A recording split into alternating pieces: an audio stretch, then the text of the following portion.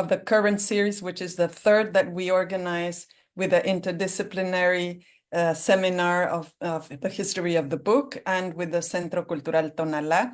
My name is Ana Elena González Treviño from the Center for Mexican Studies of the National Autonomous University of Mexico in the United Kingdom. We have organized previous events about the history of the book in Mexico, and on this occasion, we are dedicating it to the collections of Mexican books and manuscripts in British collections. We are enjoying this very, very much, and we are very glad to receive all of you. And now I'm going to ask my colleague, Marina Garone, from the seminar to video welcome as well. Hello, Marina. Buenos días, Ana Elena, Marina Mantilla, a todos los asistentes. Muchas gracias por acompañarnos en esta tercera oportunidad y como hemos podido observar en las conferencias previas, estamos un poquito aprendiendo qué de México hay en Reino Unido y que también es una cosa que queremos decirlo, ese patrimonio también tendría que ser considerado por la gente de Reino Unido como propio, es decir, no tenemos que empezar a pensar que tenemos patrimonios compartidos, nos los han dicho los colegas previamente, y eso también nos enriquece, ¿no? ¿Qué hay de nosotros en el mundo y qué hay del mundo con nosotros aquí en México? Es una cuestión de ida y vuelta. Así que muchísimas gracias por acompañarnos el día de hoy. Espero que disfruten mucho la presentación y cedo la palabra a Marina Mantilla.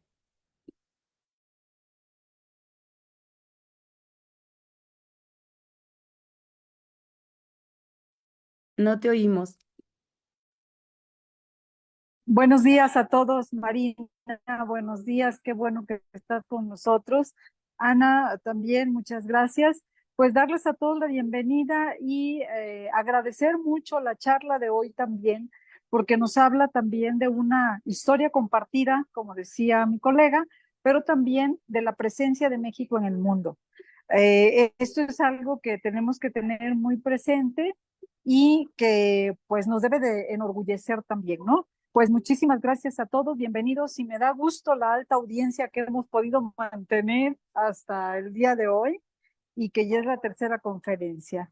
Muchísimas gracias desde la Universidad de Guadalajara, son bienvenidos y aquí también los esperamos a que vengan a conocer en la biblioteca pública nuestras riquezas que hay de el mundo también y que es un aporte para la humanidad. Bueno, muchísimas gracias y bienvenidos todos. Thank you very much. So as usual, we are going to watch the video and then there will be time for a Q&A session. See you then.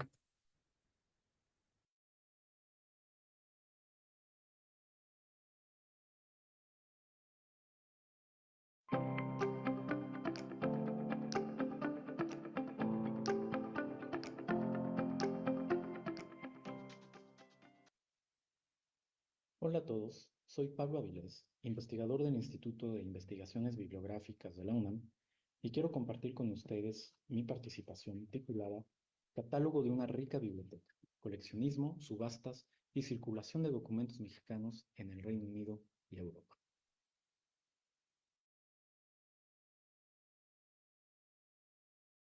El siglo XIX fue testigo de la formación de grandes colecciones privadas de libros mexicanos en el extranjero. La mayoría de estas colecciones fueron estadounidenses debido al gran interés que mostraban los coleccionistas de ese país y a los grandes recursos con los que contaban, pero también se formaron colecciones importantes en Europa. Junto a Nueva York, París y otras ciudades, Londres se convirtió en uno de los centros de venta más importantes. Hoy, bibliotecas como la British Library tienen importantes colecciones de documentos y libros de América Latina, incluyendo el impreso más temprano del continente, la doctrina breve de las cosas que pertenecen a la fe católica de Fray Juan de Zumárraga. He organizado mi intervención en 4 partes.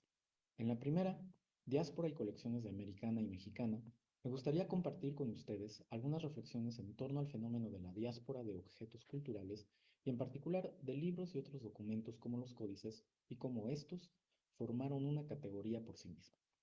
En la segunda parte, percepción de la diáspora en México, compartiré puntos de vista de los intelectuales mexicanos del siglo XIX en torno a la salida de objetos bibliográficos y documentales de nuestro país.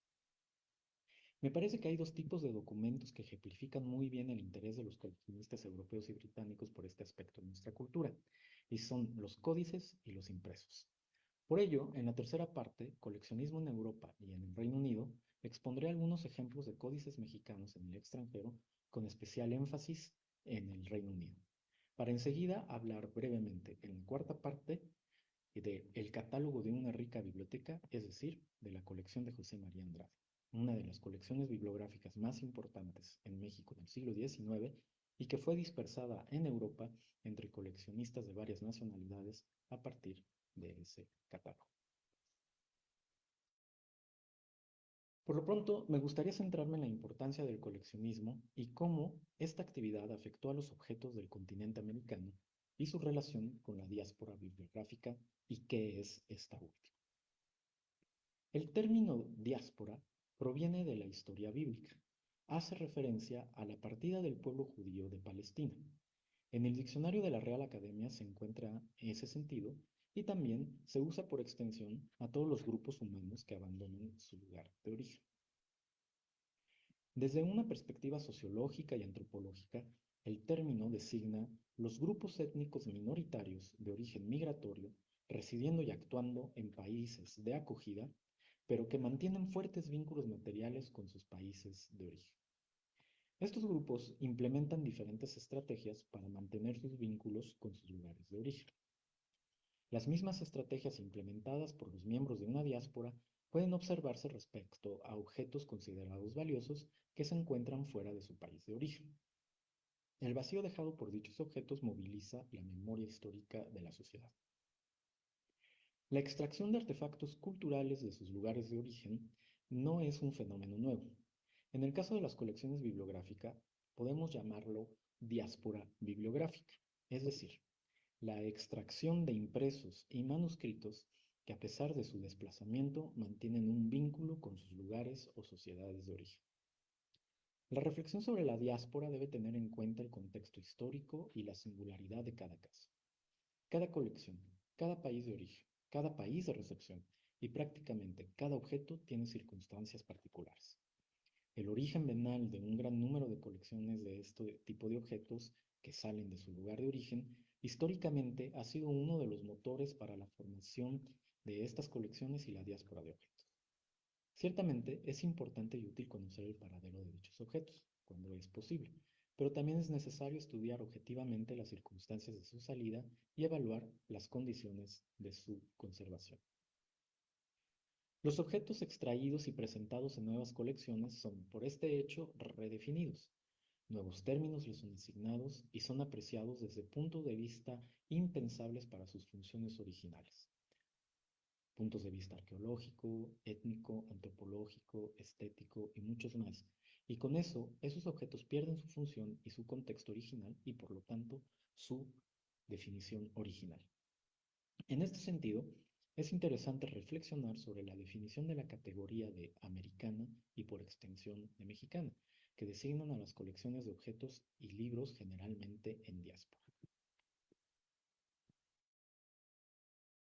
En la Lou Emma Wilson Mexicana Collection de la Universidad de Kentucky se señala que dicha colección incluye manuscritos, libros, otros materiales impresos y fotografías representando cualquier aspecto de la cultura mexicana desde el siglo XVI hasta el presente.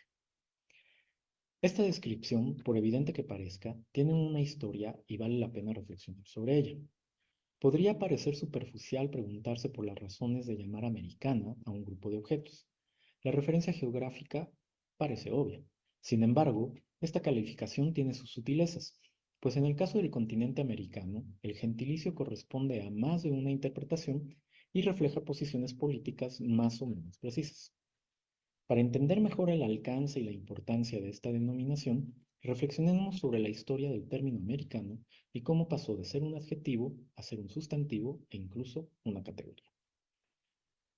Una consecuencia de la llegada de objetos americanos desde los imperios español y portugués de América, Asia y África fue el cuestionamiento de los paradigmas aceptados hasta entonces. Los envíos de objetos pueden ser imaginados como cofres de tesoro, en los que la taxonomía europea sobre la riqueza se cambió con objetos nunca antes vistos. Las definiciones de arte, ciencia y el entendimiento de la historia tuvieron que ser ampliadas para describir y reproducir adecuadamente estos nuevos objetos. Las nuevas descripciones subrayan la importancia del origen geográfico de una gama de objetos, incluidos los libros, pero sobre todo evidencian su carácter exótico. Para describirlos, se recurrió, en primer lugar, a términos como morisco, turco, indio, indie, indiano, del indie, etc. Esos términos ya eran utilizados desde el siglo XVI para designar objetos provenientes de China, Japón, Medio Oriente y la India, y se agregaron los provenientes de América a falta de un mejor descriptor todavía hasta bien entrado el siglo XVIII. Por cierto, es curioso e interesante recordar que Galileo Galilei escribió a su amigo Piero Dini el 21 de mayo de 1611 para contarle que los días anteriores los había pasado en casa de Federico Chesi estudiando las pinturas de 500 plantas indias, es decir, copias de fragmentos de la obra de Francisco Hernández de Toledo, escrita entre 1570 y 1571 y publicada en su edición más temprana en 1630 y de la que hoy solo se conocen esos fragmentos. Los europeos también recurrieron a analogías. Por ejemplo, al explicar los códices como libros de los indios o libros pintados, también representaron estos objetos. Y otros productos llegaron a las pinturas como los bodegones y las naturalezas muertas. Ahí aparecieron frutos, animales y manufacturas llegadas de todo el mundo. Los historiadores del arte describen estas obras como inventarios visuales de bienes de consumo, que se enriquecían a medida que llegaban más objetos exóticos. Ese cambio epistémico en las descripciones también es evidente en el tratamiento de objetos de arte plumario enviados junto a las joyas y objetos de piedras y metales preciosos. Poco a poco, los objetos provenientes de América comenzaron a ocupar una categoría propia, lo mismo que los libros, y comenzaron a ser llamados americano. Para especificar aún más su proveniencia, fueron llamados mexicano. La denominación geográfica sirve entonces a la vez como sinónimo de exotismo y como marcador de origen. Una de las primeras noticias de objetos mexicanos escritos con estas categorías se encuentra en los varios envíos en 1519, en 1522, en 1528 y otros más de Hernán Cortés al emperador Carlos V. Envíos que son sumamente conocidos y documentados. Según un inventario del 10 de julio de 1519, fechado en Veracruz, entre los obsequios hechos por Moctezuma se incluyeron 2 libros de los que acá tienen los indios. Otro ejemplo de objetos que llegaron a Europa para entrar en las colecciones europeas es el del dominicano Domingo de Betanzos, quien en 1532 obsequió al Papa Clemente VII. Y cito: algunas imágenes de plumas muy bien labradas, que admiraban con su composición, pues una a una habían sido asentadas todas aquellas pequeñitas plumas, dejando después una obra tan maravillosa y bien compuesta. Lo que más admiró al pontífice y a los cardenales fue una mitra de pluma maravillosamente obrada, que había sido de un sacerdote de los ídolos, y otra hecha de pedrería de turquesas y esmeraldas. Sacaron también algunos instrumentos con que los idólatras sacrificaban hombres al demonio, y en particular unas navajas de 2 filos muy resplandecientes y vistosas, y mucho más agudas y penetrantes con extraña sutileza. Tal parece que Betanzos también llevó algunos códices que fueron presentados al Papa en Bolonia. Un ejemplo más de este tipo de objetos circulando en Europa se encuentran las cartas entre los duques Francisco I de Medici y Alberto V de Baviera. En 1572 consta en esas cartas el envío al príncipe bávaro de 11 cofres, numerosos bultos y algunos animales como regalo, entre los que se encontraba al menos 2 objetos mexicanos. Sí, un cuadrito asemejando una pintura, compuesto por completo de plumas de ave, en el que está representada una virgen hecho en México y un ídolo de forma humana hecho de varios granos, hecho en México, donde no solo se le adora, sino que también se le hacen sacrificios humanos. Estos ejemplos no solo ponen de relieve la presencia de objetos mexicanos en el viejo continente, sino también la manera en la que van precisándose en el imaginario colectivo europeo. Durante 3 siglos se acumularon y produjeron en la Nueva España colecciones documentales y bibliográficas. A lo largo de ese tiempo también se fueron perdiendo parte de esas colecciones. Así, en el prólogo 20 a la Biblioteca Mexicana, Juan José de Eguiara y Eguren escribe: y eso que tenemos por cierto, que muchas obras manuscritas, dignas de que las conservase el bruñido ciprés, han desaparecido irremediablemente, víctimas de la rapiña y del poco cuidado que en su custodia se ha puesto. La rapiña y el poco cuidado en su custodia. Tal parece que la queja de Eguiara refleja las quejas de bibliotecarios y lectores de otros tiempos, pasados y futuros. Para Eguiara era urgente no dejar pasar más tiempo y evitar perder manuscritos y libros. Por su parte, en la Biblioteca Hispanoamericana, Beristain y Sousa hace una vehemente reivindicación de la memoria y de la identidad de la región, señalando al mismo tiempo el mayor número posible de objetos bibliográficos por conservar. Igual que en el caso de Eguiara, una de las motivaciones para redactar su trabajo se encuentra en la urgencia por señalar lo que ya no está o lo que está en peligro de perderse en bibliotecas y archivos. Y cito: a todos los reverendos prelados de las órdenes religiosas que no permitan sacar y extraviar de sus bibliotecas libro ni papel alguno.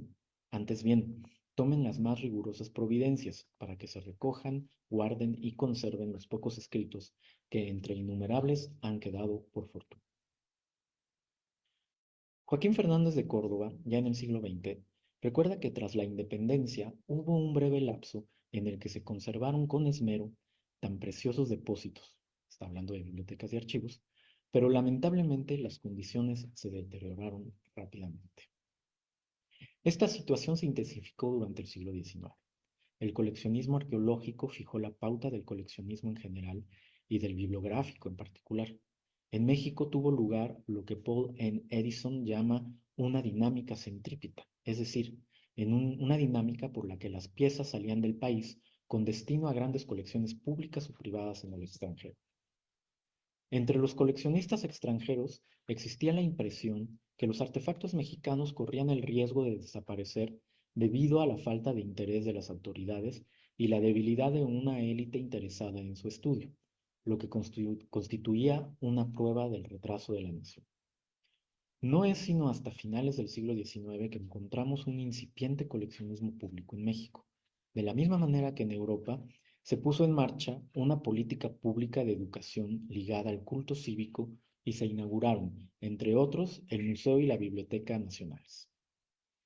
Las colecciones reunidas en estas instituciones eran exhibidas como parte del relato nacional, como una suerte de reapropiación del pasado histórico en un lugar prominente del relato nacional y como la prueba de la viabilidad del país como Estado-nación.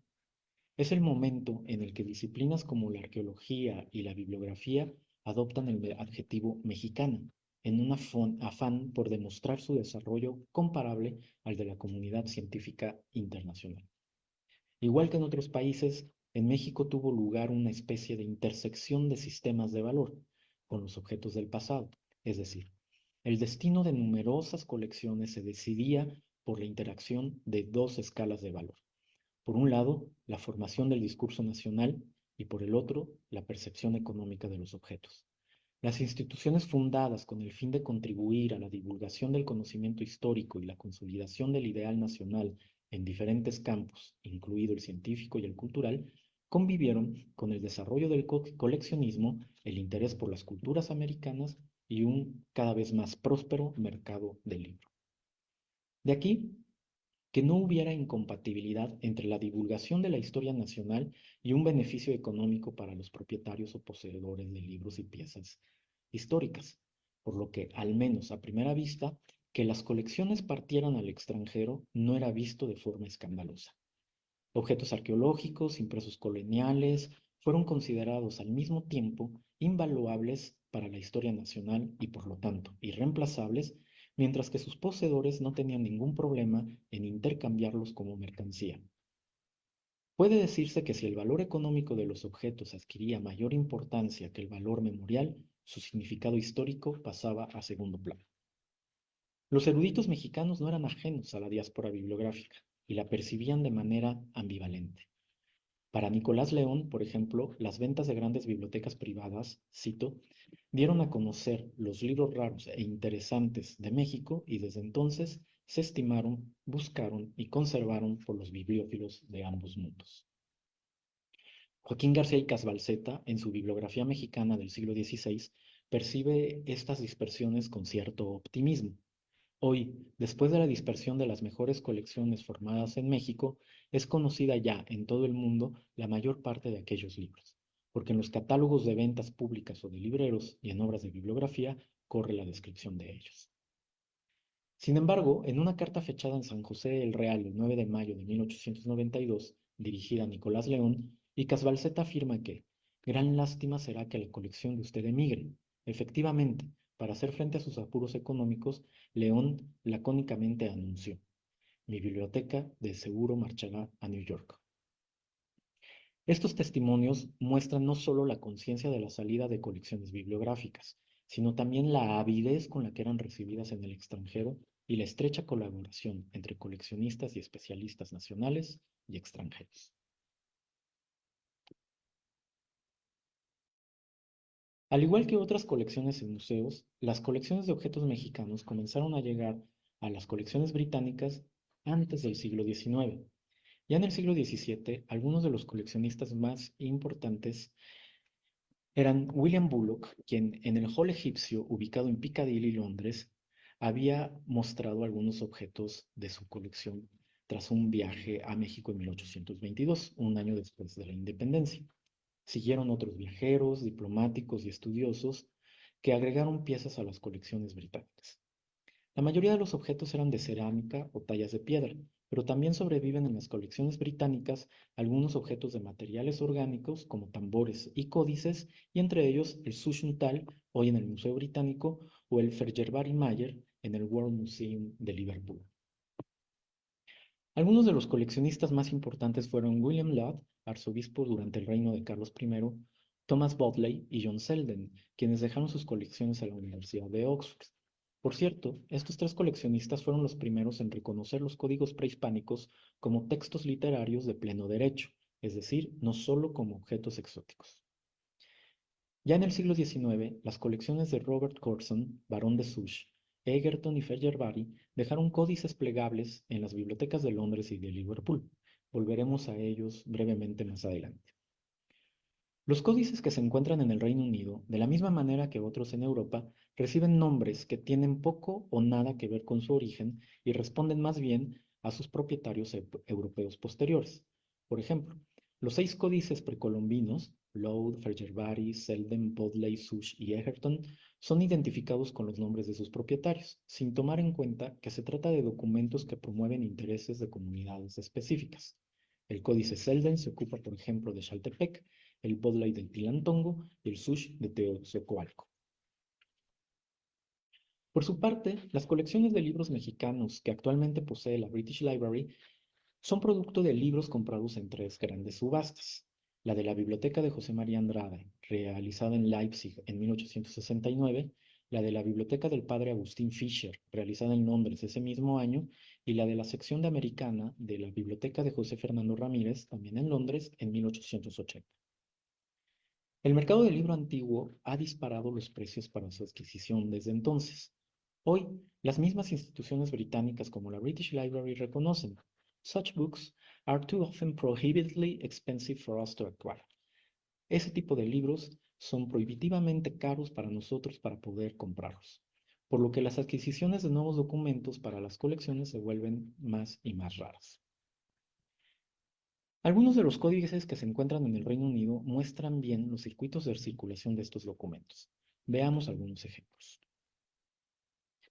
En el caso de las colecciones británicas, este es quizás uno de los ejemplos más espectaculares.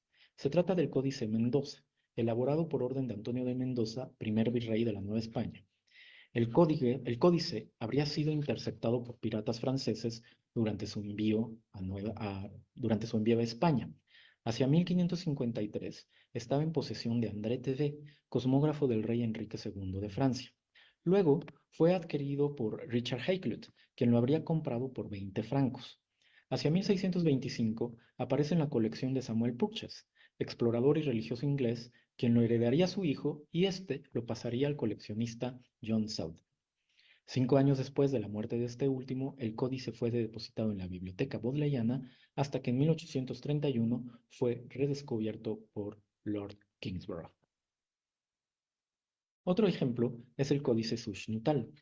Este códice, al igual que el Vindobonensis Mexicanus I, resguardado en Viena, pasó en algún momento por Florencia, y no queda claro si los Medici lo poseían. Carlos V quizás los ofreció como regalo a algunos soberanos europeos, y el Vindobonensis además lleva una inscripción en la que se establece que el rey Manuel de Portugal lo regaló al Papa Clemente VII y otra que señala que después pertenecieron a un Medici, pero esto no ha quedado claro.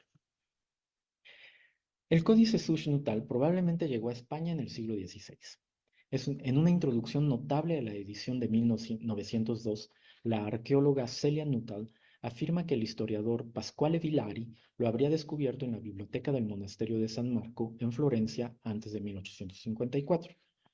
Un examen de un miembro del Colegio de Propaganda Fide de Roma lo habría considerado un documento, cito, destinado a los niños, pero tan absurdo que solo podría aburrirlos. En 1859, cuando los bienes de la Iglesia en Italia fueron nacionalizados y la biblioteca del monasterio fue abierta al público, el códice fue vendido a John Temple Leader, residente en Florencia. En una carta al diplomático y arqueólogo Sir Austen Layard, fechada el 16 de julio de 1890, Leader señala que el manuscrito, cito, probablemente fue traído a Italia por algún padre dominicano y depositado en la biblioteca de su convento di San Marco en Florencia, en donde tras años de negociaciones pude comprarlo en 1859. Fin de cita. Sin embargo, esta afirmación no se ha podido comprobar. Leader lo envió a su amigo Robert Curzon, barón de Sush, en Inglaterra, para su colección de manuscritos raros, con el fin de ilustrar la historia del arte de la escritura, y en dicha colección reunía materiales para la escritura, escritura antigua en tabletas, piedras, rollos y otros manuscritos, libros y manuscritos orientales. En una carta a Leader, Curzon señala que el manuscrito sería guardado en un cajón pequeño que se encuentra en el pedestal de una horrible imagen azteca, como el mismo Leader lo menciona, que al escritor Tlacuilo alguna vez adoró. Tras la muerte de Robert Curzon en 1873, el códice pasó a ser propiedad de su hijo, Robert Nathaniel Curzon. En junio de 1898, la arqueóloga Celia Nuttall pudo estudiar el códice primero en el British Museum y luego en la Biblioteca Bodleiana, donde había sido transferido para su consulta. Nuttall entró entonces en contacto con Charles Bowditch del Peabody Museum, quien consiguió los fondos necesarios para la edición facsimilar de 1902. El códice permanece en depósito en el Museo Británico desde 1917.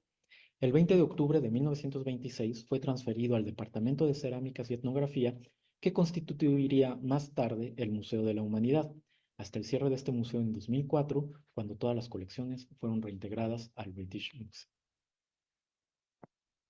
Por último, otro caso relacionado con el trabajo de investigación de la arqueóloga Celia Nuttall es el Códice Magliabechiano. Nuttall lo identificó en la Biblioteca Nacional de Florencia en 1890, tras el señalamiento del director del Departamento de Manuscritos, el barón Podestá. En el manuscrito, Nuttall encontró una nota escrita en tinta de la mano de Henri Harris, fechada el 7 de mayo de 1885. En la nota decía: concerne le Mexique exclusivement, seconde moitié du XVIe siècle, œuvre d'un artiste mexicain, peint au dessin. Concierne exclusivamente a México, segunda mitad del siglo XVI, obra de un artista mexicano en cuanto a los dibujos. Este códice se encontraba en la colección de Antonio Magliabecchi, que contenía más de 30.000 volúmenes, según consta en los catálogos de dicha colección. Magliabecchi se había desempeñado a finales del siglo XVII y principios del XVIII como bibliotecario del Gran Duque de Toscana, Cosme de Medici.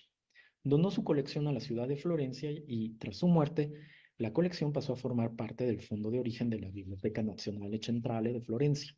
Esto quiere decir que ese códice estaba ya en Florencia al menos desde 1714, año de la muerte de Magliabecchi. Nuttall propone que estuvo primero en España y que el cronista Antonio de Herrera lo estudió.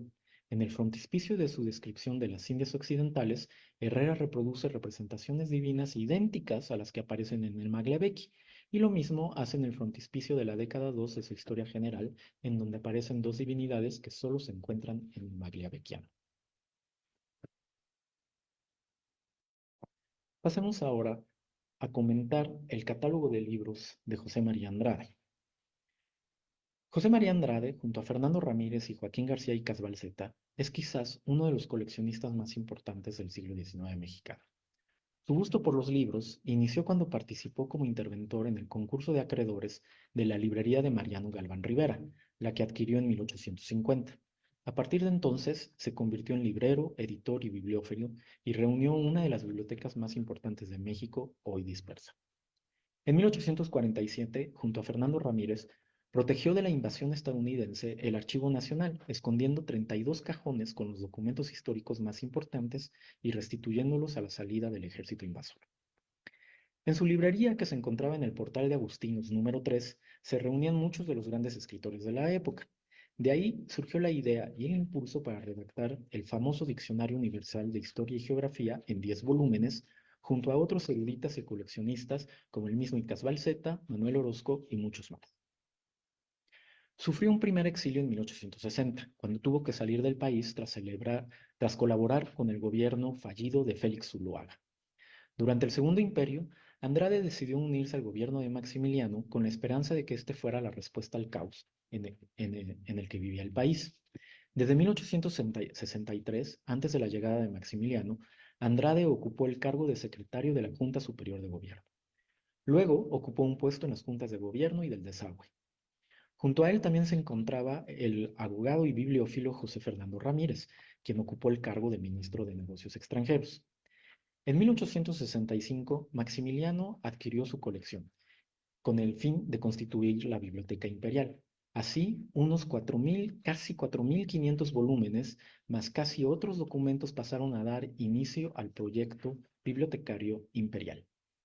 Pero a la caída de Maximiliano en 1867, Ramírez debió exiliarse junto a su biblioteca y Andrade terminaría haciendo lo propio poco después. Mientras tanto, el célebre padre Agustín Fischer, capellán de Maximiliano, se encargó de sacar del país la colección de Andrade, empacada en 200 cajas y al humo de mula, sacarla vía Veracruz, venderla en Viena al gobierno austriaco y a los libreros List y Franke, quienes lo subastarían en Leipzig a partir del 18 de enero de 1869. Andrade se enteraría de la venta en París, donde vivía exiliado. A su vuelta a México, en 1870, Andrade formó una nueva colección que heredó su sobrino Vicente de Paula Andrade. Como lo afirman Martínez Barax y Emma Rivas Mata, el catálogo de la venta de la biblioteca de Andrade es en sí mismo un tesoro bibliográfico.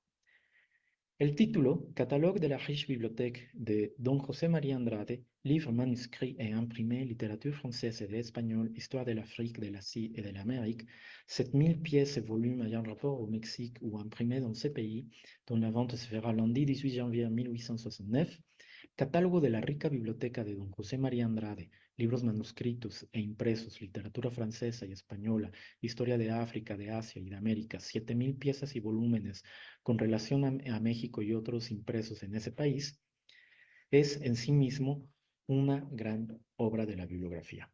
Y precisamente Eva Rivas Mata y Edgar Gutiérrez señalan que la relación entre ser historiador y bibliógrafo podía observarse en varios intelectuales del siglo XIX mexicanos, entre ellos José María Andrade. En sus cerca de 400 páginas aparecían los títulos de los libros organizados en 21 secciones.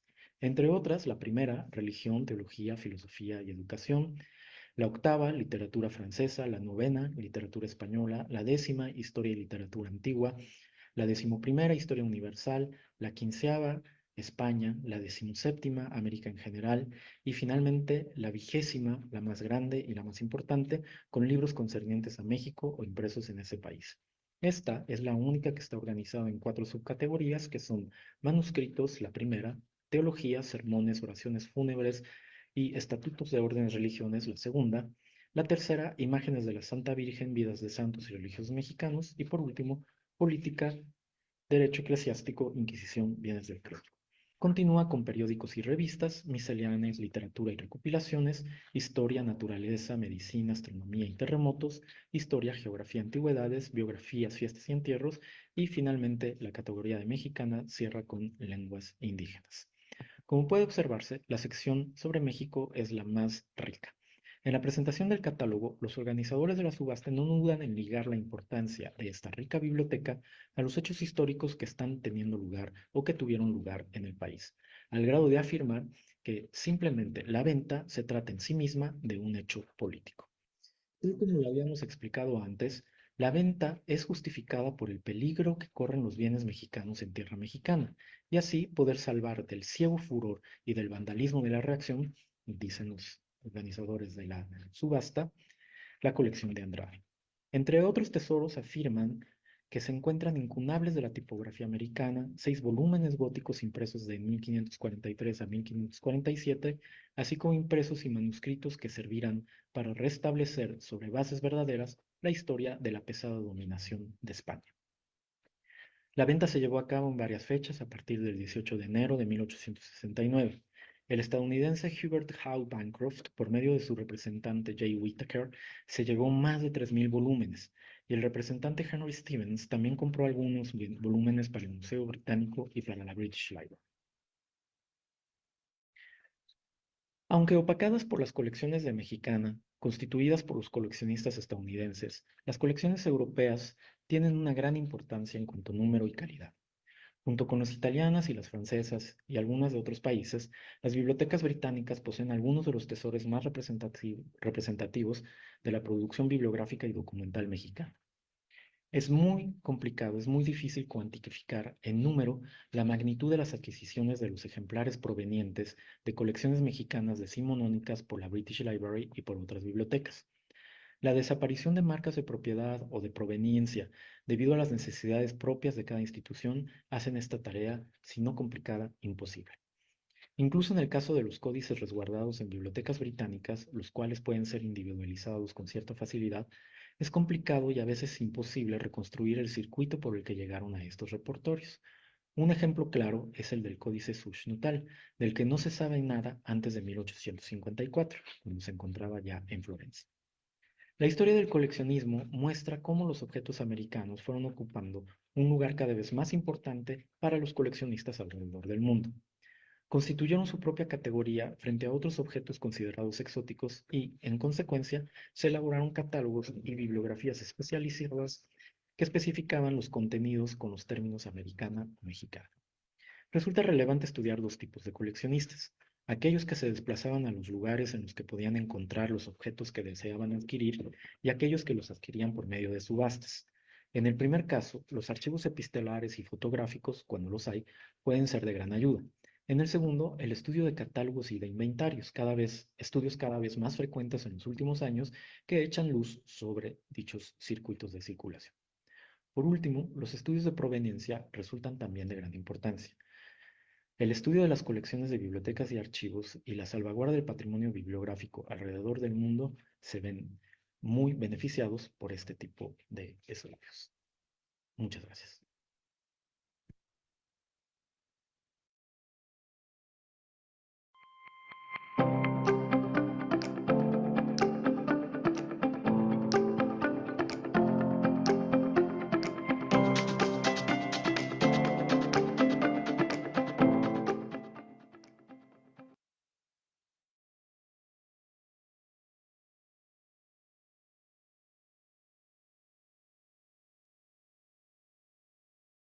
Bueno, qué maravilloso video acabamos de ver. Hola, buenos días. Mi nombre es Mónica Torres y de nuevo tengo el placer de estar aquí con ustedes para comentar esta ponencia tan valiosa que acabamos de ver. No sé si esté por ahí el doctor Pablo Avilés para que encienda su cámara y podamos comenzar la conversación. Perfecto. Buenos Hola, ¿qué días. tal? Buenos días. Primero, unos avisos parroquiales. Please, everybody, be reminded that for those of you who will be wanting a certificate, there is a form on the chat that you need to type your name and stuff in it, and you need to attend 3 out of the 4 sessions to be able to get the certificate. So please do not forget to do that. También recordarles a todos que en lo que estamos aquí empezando la discusión, dirijan sus preguntas, por favor, a la cuenta UNAM UK para que no las pasen a nosotros, para que llegue directo. Please, everybody who would like to pose a question, please remember to do so to the name of UNAM UK so we can have those straight away. Bueno, primero que nada, muchísimas gracias. De verdad, disfruté enormemente estos minutos. Fue de verdad un gusto. Em, a la hora que estaba yo escuchando me pasó un stream of consciousness que yo creo que Virginia Woolf se apoderó de mi cuerpo, entonces tengo como 40,000 cosas que comentar, pero intentaré ser breve. Primero que nada, me pareció fascinante, que a lo mejor llega a ser un poco obvio, pero de verdad no reparamos en el hecho de la diáspora y cómo salen los objetos de aquí y cómo llegan para allá, ¿no? Cómo cambia el significado del objeto material histórico y sobre todo a qué va a apoyar, a qué discurso va a apoyar a donde llegue, ¿no? Porque como sabemos, pues el coleccionismo, como las adquisiciones de un archivo, de una biblioteca, pues rara vez son inocentes, ¿no? Existe una transformación ahí del contexto y de la definición original. En ese sentido, me interesaría hacer una pregunta y cito una frase que mencionó que me pareció fabuloso, que dice, el vacío de dichos objetos moviliza la memoria histórica de la sociedad. Como sabemos, a veces lo que no está es mucho más obvio y más significativo que lo que sí está, ¿no? Entonces, quisiera saber cómo sucede esto. ¿Quién es el que nota este vacío, sobre todo más allá del público especializado? Y si es práctico también usualmente hacer notar este vacío al público en general de los objetos que ya no tenemos. Permítame, doctor, Sí. déjame si quiere hago un mini resumen en inglés for our English audience and then I'll let you reply. Um, yeah, I'm just quoting a phrase from the video that I found incredibly interesting, mentioning how the emptiness that these objects leave, like the empty space, mobilizes the historical memory of society. And I would like to know, how is this space noticed? How do people come to see that there is something missing there? Do we call attention to it? Who calls attention to it? Adelante, doctor. Antes que nada, muchísimas gracias por la invitación, muchísimas gracias a todas las organizadoras y estoy muy contento de estar aquí con ustedes compartiendo nuestras experiencias y nuestras investigaciones. Em, Hay que empezar diciendo que este es un tema que pues causa muchísima polémica. Y que lo primero que tenemos que hacer como historiadores es precisamente hablar, constatar, analizar el hecho histórico, ¿no? Los temas políticos no nos tocan, o por lo menos en lo que a mí me concierne, creo que a los historiadores no nos tocan esos temas políticos, sino que como científicos o como especialistas del pasado, nos tenemos que interesar en constatar un fenómeno que ha existido, que se sigue dando, y tratar de explicarlo de la manera más desapegada posible, porque creo que ese es el papel del historiador. Eso no implica tener posiciones personales, por supuesto, pero creo que la postura profesional es precisamente la de estudiar el fenómeno tal cual, ¿no? Y precisamente el asunto del vacío de los objetos es uno de los temas más interesantes y al mismo tiempo polémicos. Pero a mí lo que me interesa precisamente, y por eso junto con el doctor Suárez y junto con otros compañeros de trabajo en otras instituciones, la designación de diáspora nos parece que describe o resume muchas de las características que tiene este fenómeno. Porque precisamente la diáspora, si lo tomamos desde el punto de vista social, que es un punto de vista anterior a lo que nosotros estamos haciendo, subraya el vínculo que existe entre los grupos humanos en diáspora y su lugar de origen. Cuando lo aplicamos a los objetos arqueológicos o a los objetos bibliográficos, queremos precisamente subrayar ese vínculo y cómo es que se ha mantenido ese vínculo. Ujú. No sé si quieras traducir rápidamente. Ah, ok, sí, justo le Sí. iba a preguntar si quiere traducirse usted o yo. Alrighty, Doctor mentions that as historians, perhaps the political side of the matter of these things of missing objects and objects going to different countries and to different spaces and into different contexts, perhaps it's not up to us to look into that, but it is indeed up to us to mention the phenomenon that is happening there. To say that something indeed happened and there was a movement of an object to another place. Ok, no sé si quieres continuar y luego le sigo. Sí.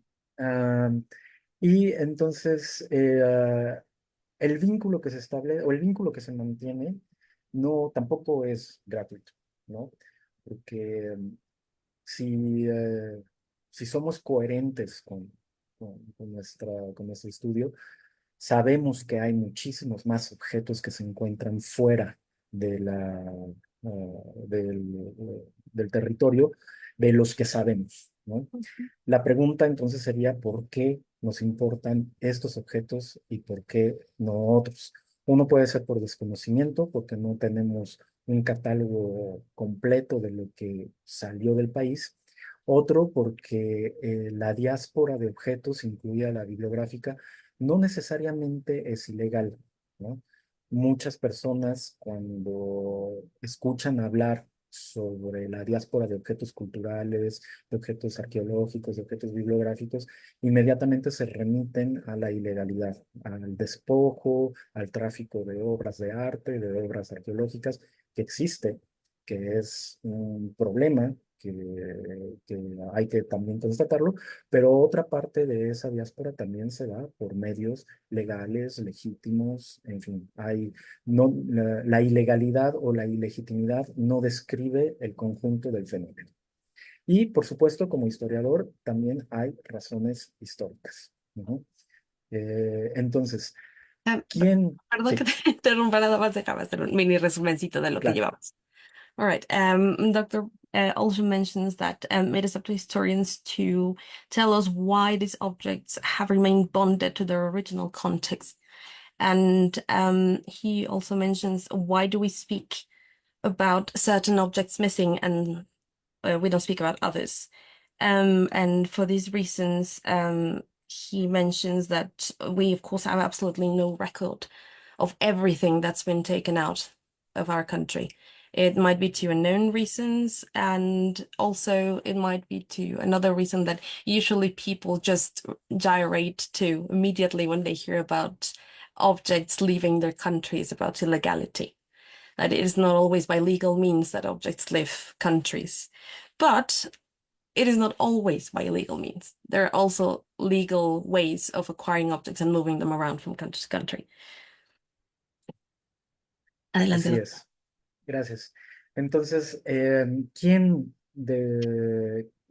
moviliza o quién nota ese vacío? Pueden ser muchísimas personas, ¿no? Depende de los intereses de esa persona o de esa institución, depende también del contexto, depende de un montón de circunstancias para que se haga notar esa obra, ese objeto o esa colección de objetos. Nosotros ahorita mismo estamos movilizando la memoria sobre un grupo de objetos que tienen ciertas especificidades, más particularmente que son la especificidad de estar en colecciones británicas. Y ya de por sí, en este momento estamos llamando la atención sobre un vacío en específico y estamos tratando de entender cuáles son los medios, cuáles fueron las maneras, cuáles fueron las razones por las que estos objetos llegaron a instituciones británicas. Entonces, ya de entrada, podemos decir que hay infinidad de razones e infinidad de maneras en la que los objetos salen de su lugar de origen y llegan a otro.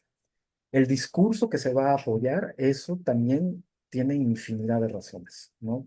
Últimamente, como lo sabemos, en los últimos años se ha llamado muchísimo la atención sobre determinados objetos. Por ejemplo, el penacho de Moctezuma, ¿no? Que es famosamente uno de los más conocidos.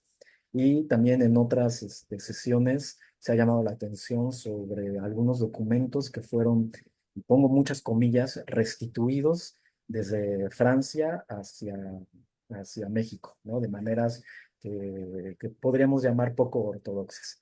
Pero esas ya son maneras de llenar los vacíos, ya sea hablando sobre ellos, organizando coloquios, organizando series de conferencias o, repito, entre muchas comillas, restituyendo esos objetos a su lugar de origen. Entonces, todo eso nos habla de las intenciones y de los objetivos de las diferentes personas e instituciones que se interesan en ese vacío. Okay. All right. Doctor always tells us that who notices these empty spaces. He speaks that about how there are different circumstances, and it depends very much on the context of the institution and of the person who takes an interest into these things that notices this space. He mentions how we are right now, in fact, drawing attention to an empty space, speaking about a certain objects that are now missing here in Mexico and happen to be located in British collections. And we're drawing attention to these objects by mentioning how they got there and tracing their steps and looking into how these objects exactly reached, or as exactly as we can manage, how they reached the British collections. He also speaks about different ways of filling the space. And he talks about, of course, what we're doing here, doing seminars and speaking about these objects and drawing attention to them from the academic side of things, and also through restitution. And he puts restitution between a load of quotation marks, because this is a tricky business, restitution. He mentions, for example, an object that has been the object of a lot of talks and a lot of, shall we say, rage and disagreement, which is Moctezuma's headpiece, which happens to be in Vienna. And he also speaks about the restitution of objects that's been happening lately from France here to Mexico, where they brought us back a few objects. But yeah, this is what he mentions about refilling this space with our words and with certain actions. Entonces, para terminar con esta primera intervención, creo que lo que mencionaba la doctora Marina Garone al inicio de nuestra sesión sobre patrimonios compartidos, creo que pone énfasis en una nueva realidad que tiene que ver con un montón de circunstancias novedosas, entre ellas la tecnología, la capacidad de digitalizar objetos y de disponer de ellos a distancia, muchas veces en versiones digitales de altísima calidad que permiten ver detalles que incluso no se pueden ver fácilmente con el documento a la mano, y que creo que también son testimonios de una larga historia de intercambios, justificados o no, pero de intercambios entre diferentes países y entre diferentes culturas. Okay. And to finish this first question, Dr. draws attention to something that Dr. Marina Garone said at the beginning of our session, where she talked about a shared heritage, that we need to sort of start looking into a different kind of heritage as we are citizens of the world. And we need to see that right now there is a lot of technology that's allowing us to look into this shared heritage and allowing us to study it from a distance. Through digitizations too, that also allow us to see things that we can't even see sometimes through the naked eye when we have the object in front of us, and also a lot of information that's there on the digitizations of the objects. And he mentions how we have to look at these things and these objects more as testimonies of a long history of cultural exchange between nations. Okay. Fabuloso, pero yo estoy fascinada con todo esto. Disculpen si I simp a little bit. Ok, también menciona después esto de que las ventas de las bibliotecas mexicanas pusieron en la mira, por así decirlo, al libro mexicano in the rare book trade.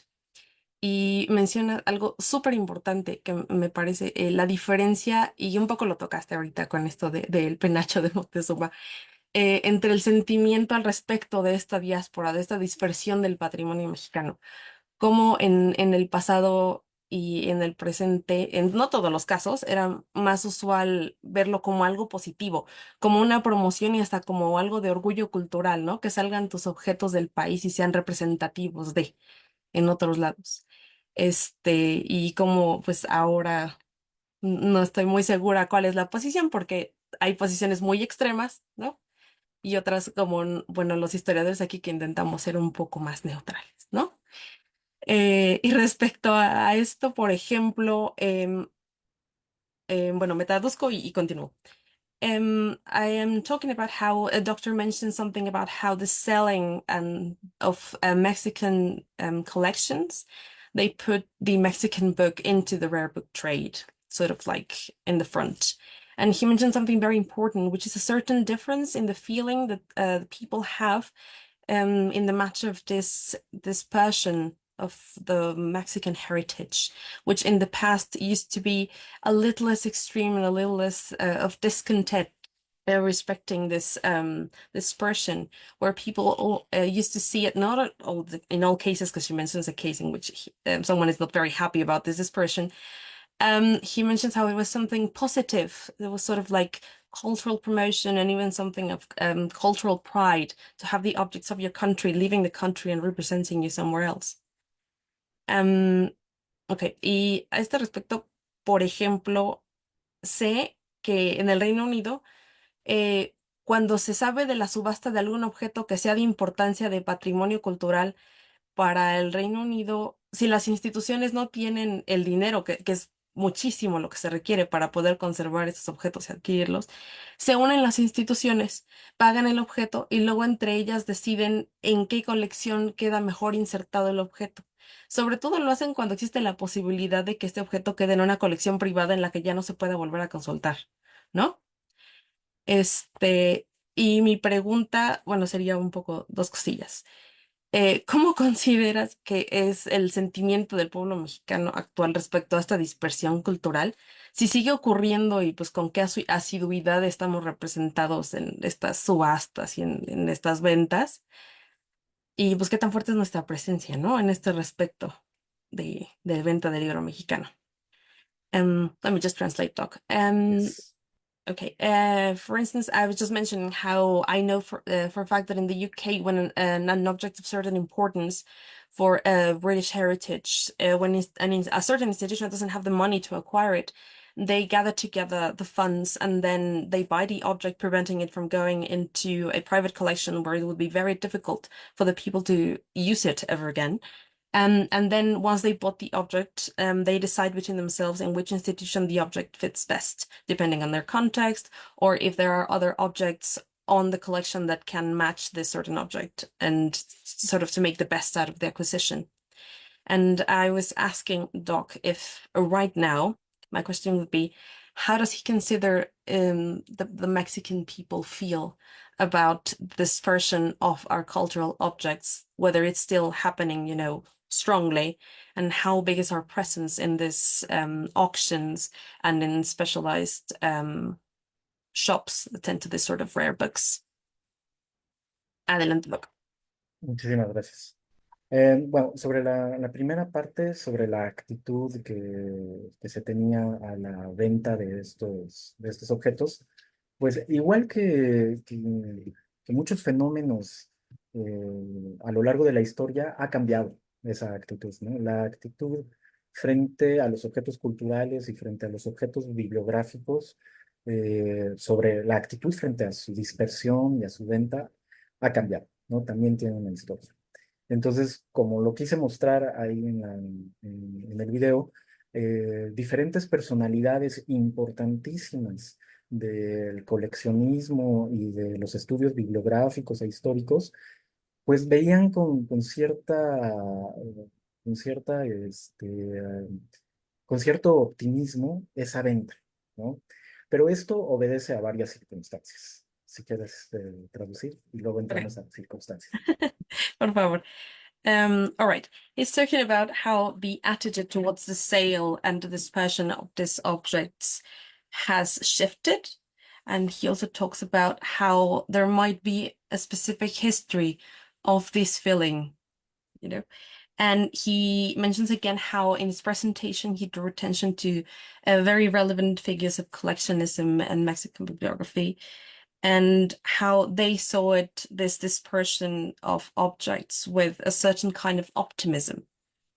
And now he's going to talk to us about why it was happy sort of attitude towards it.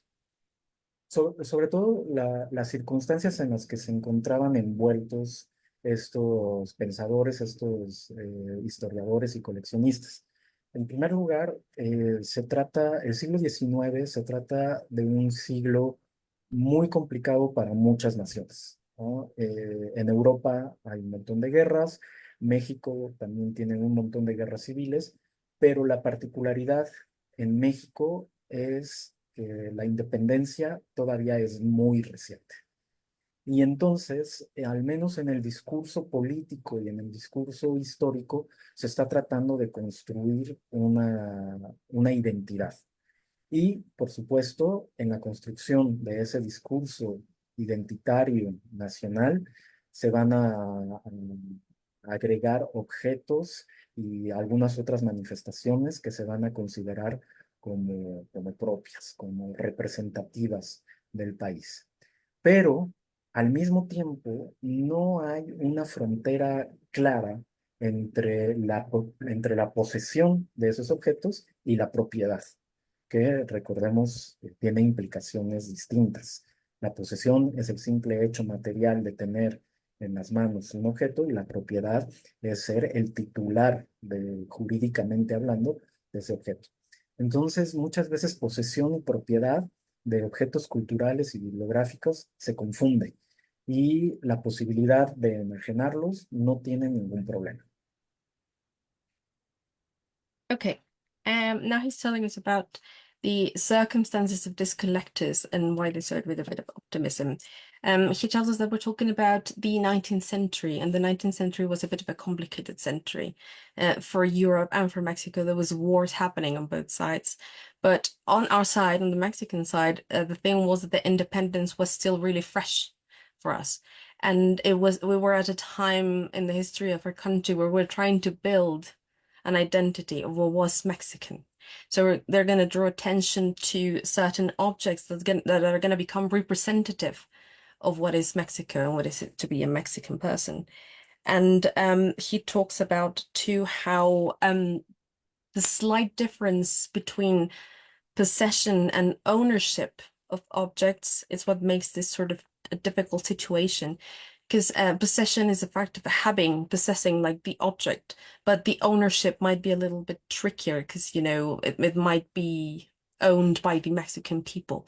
But this slight difference made its sale and its dispersion a lot easier, so to speak.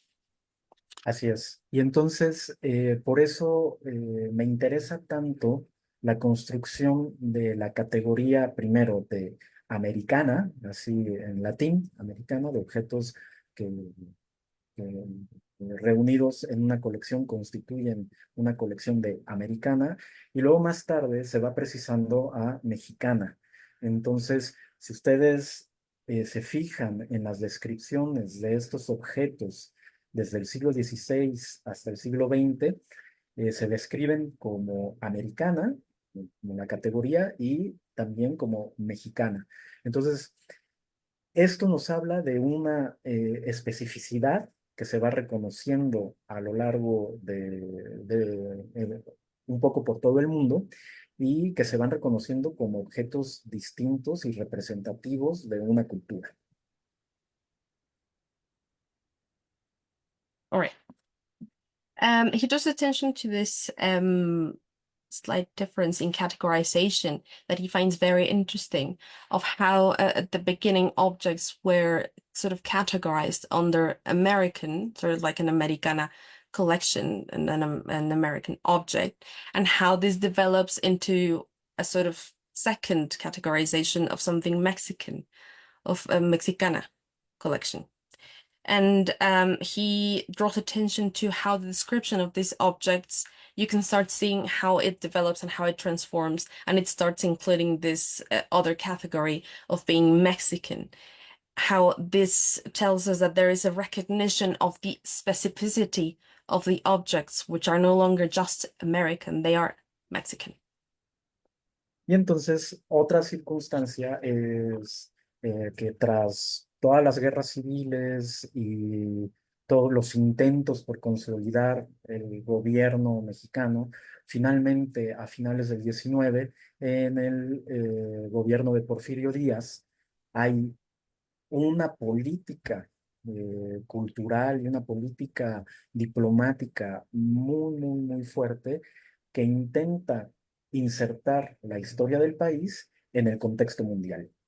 Y entonces la valorización de ciertas culturas, la valorización de ciertas partes, de ciertos fragmentos de la historia y de presentar al país al mismo tiempo como moderno, pero con una historia antigua, trata de establecer límites a la salida de esos objetos. Pero eso ocurre hacia el final del siglo XIX. Y entonces la actitud frente a la venta de estos objetos comienza a cambiar. Surgen leyes y finalmente, tras la Revolución de 1910, se establece todo un cuerpo legislativo y toda una serie de instituciones que son ya sea consolidadas o creadas para resguardar el patrimonio cultural. Interesante. Okay. This is fascinating. Sorry. He tells us about how all the efforts to try and consolidate a Mexican government lead to right the sort of when Porfirio Diaz was in power here in Mexico, and when at this point we have a very strong cultural and diplomatic sort of side of things where people try to assert the presence of Mexico outside of Mexico, like in the world. And they try to paint us as an old country, yes, but a very modern one. And how they try to establish this sort of vision of Mexico. And then he tells us that due to these things, they sort of start to limit or have some semblance of governance towards the dispersion of these objects. But it is not until 1910, after a revolution, that there is a proper legislation of culture to govern these sort of issues. Es entonces cuando se logra cierta estabilidad. Y entonces ya para terminar con esta parte de la pregunta, creo que un ejemplo muy revelador sobre esta política cultural es el trabajo de Francisco Troncoso, ¿no? Del Paso y Troncoso, que fue primero un funcionario mexicano que después fue encargado de buscar documentos mexicanos en Europa, particularmente en España y en Italia, y que lleva a cabo todo un trabajo de recopilación de documentos. Y Francisco del Paso y Troncoso no fue el único que hizo esto, con una ligera interrupción debido a la Revolución de 1910. Después otros especialistas también fueron a los Estados Unidos y a Europa a buscar documentos. Entonces, creo que eso muestra muy bien cuál era la política frente a todos estos objetos y cómo se da ese cambio de cierto, no me gustaría llamarlo indiferencia, pero sí cierta normalidad al momento de enajenar objetos y después el cambio hacia una política más restrictiva en la que se ponen limitaciones a la venta y sobre todo a la importación de objetos y a la exportación de objetos culturales hacia otros países. All right. Regarding the recovery of documents, he mentions the work of Francisco del Paso y Troncoso, who was a Mexican authority, who searched for Mexican documents in Spain and in Italy to recover these documents. And he mentions how he wasn't the only one doing this, but the work was sort of interrupted by the Mexican Revolution. And then after this happened, other specialists started doing this too, and went to Europe and to USA to seek and recover Mexican documents. And he mentions how this is very important because we can see that there is a shift in the view of how we see this living of our documents, sort of as a normalized activity. Like it happens, it's fine, into a sort of, no, let's have a legislation so we can see how our objects are leaving us and how we are recovering them, and to make sure we protect and safeguard our Mexican documents. Así es. Y esto me lleva a la segunda parte de la pregunta, ¿no? ¿Cuál es el sentimiento generalizado? ¿Cuál es la presencia internacional mexicana frente a subastas y ventas? Por un lado, creo que en general, entre el público hay una sensibilidad bastante fuerte, aunque muchas veces está precisada en algunos objetos, ¿no? Eh, ya mencioné el caso del penacho, pero también hay algunos otros documentos u objetos arqueológicos a los que se les pone mayor atención, ¿no? Entonces, creo que sí hay como una especie de sentimiento o una sensibilidad hacia el regreso de esos objetos. Pero repito, yo pienso que cada uno de estos objetos merece un estudio particular para ver las circunstancias por las que llegaron a esas colecciones y sobre todo pensar en las nuevas posibilidades como la digitalización para tener acceso a ellas. ¿Y cuál es la presencia internacional de México? Creo que es bastante, nunca va a ser suficiente.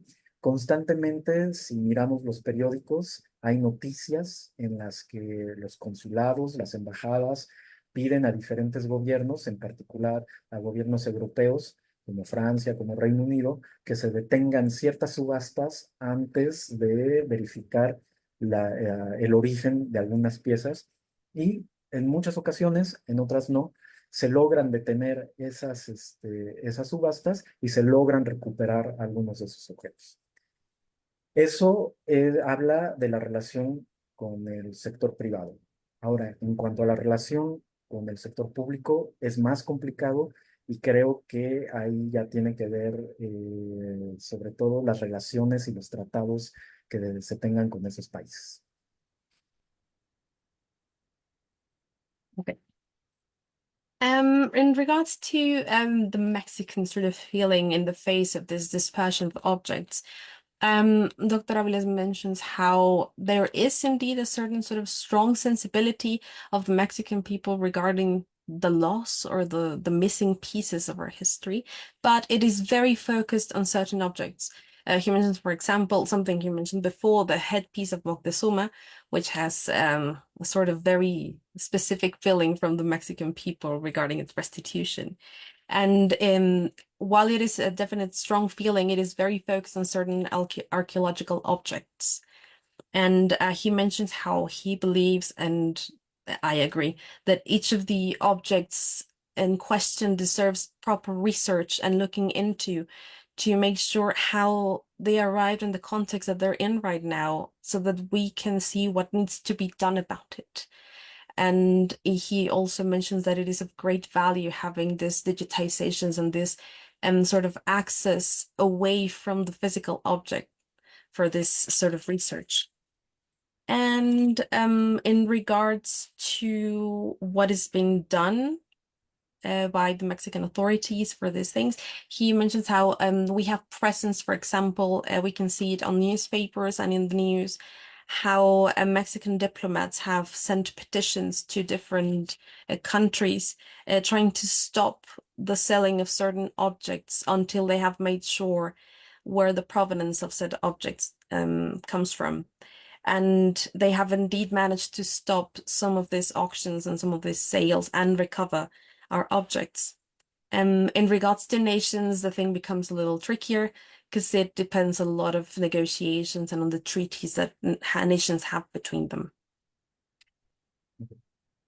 Ok, a ver, estoy viendo si no me como el tiempo de todas las preguntas, pero Es que es fascinante, de verdad, es un estudio fabuloso. Me pareció un excelente trabajo de investigación y sobre todo de rastreo, o sea, casi a la Sherlock Holmes, porque pues, como menciona el doctor, no es fácil recuperar y construir el camino de estos objetos culturales, ¿no? En ese sentido, yéndome un poco hacia la catalogación, pues tengo un par de preguntas. Como menciona, a veces se da el caso en que las instituciones se ven en la necesidad de sopesar la conservación y la estabilidad de algún objeto contra algo que podría seguirnos dando evidencia de su proveniencia, ¿no? Idealmente sería maravilloso que todas las instituciones hicieran un registro súper detallado, ¿no? De todos los cambios y de todas las transformaciones que han tenido los objetos, perdón, pero por supuesto, pues por razones de espacio y a veces hasta de salud de la colección, pues no es posible, ¿no? Tener acceso a esta evidencia física. Y pues bueno, en cuanto a los datos perdidos en este tiempo, quizás su vacío exista únicamente para dar cuenta a la historia del libro de la importancia que se le daba a ciertas características sobre otras, ¿no? Respecto a dentro de las instituciones, dentro de una colección, de nación a nación y hasta de una época a otra, ¿no?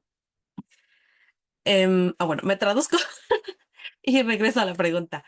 The doctor mentions how sometimes institutions have the need to sort of take something out of the object that might give us a clue as to where it came from and to retrace this sort of the path of the object.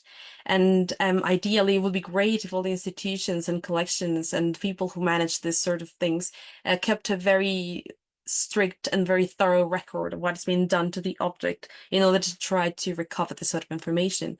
But it isn't always possible.